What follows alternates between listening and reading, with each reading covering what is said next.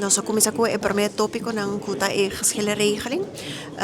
Tasina ku nós é conselho na quadrenta ave mainta ainda e a decidir de três países também que vai trazer draft final também para nós por concretizar e chegar na outro para nós por seguir encaminhar o processo de regeling. De maneira que nós é tópico sumamente importante e nota de país só é para Aruba, San Martin e Curaçao que vem de setting que na tripartite também é importante para nós ter é parte de consenso eigenlijk como para nós vai seguir seguintemente. Pues agora sim está chegando ponto que é aquela regeling aqui que está durando quase 16 anos. Correctamente, que vem ave nós meses por chegar a draft final para assim também que nós por apresentar.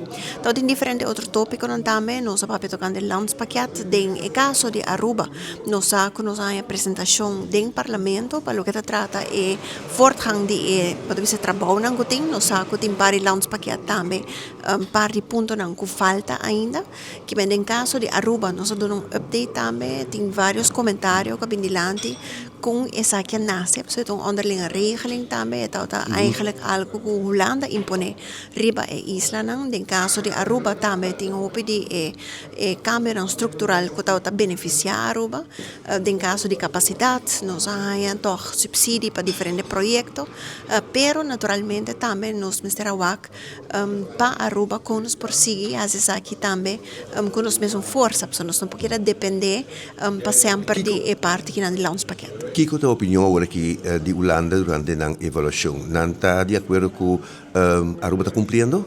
Sim, Aruba está cumprindo, está indo sumamente bom. É parte do visa financeiro, é parte de imposto, é parte fiscal, tem hopi vooruitgang worden geboekt, também é parte de educação, que é parte que não seguro está indo hopi bom. Pero naturalmente nós temos que com nós para rond afsi.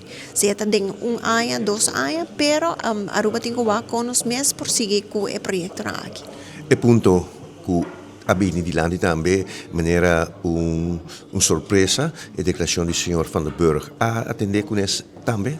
Não, ainda não. Estava chega su momento caminha com nós também estava atender com ele está sendo como a Yancy den EPCO of den transcurso de dia de EPCO nós tem sessão com o senhor Van der Burg mes que vem que não também me quer com lobbying pergunta na dessa direção.